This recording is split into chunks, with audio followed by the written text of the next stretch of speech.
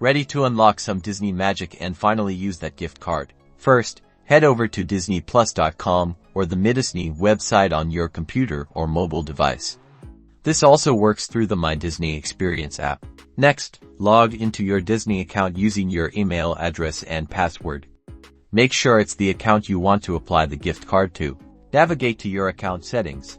Look for sections like Payment Method, Disney Gift Card, or Billing Details. It might be under Subscriptions if you use it for Disney. Find the Redeem a Disney Gift Card option.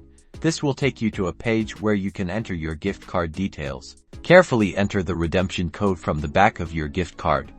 Be sure to double-check that you've typed it correctly. Click the Redeem or Apply button.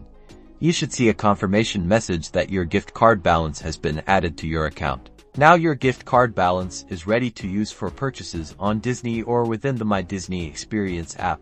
Happy spending!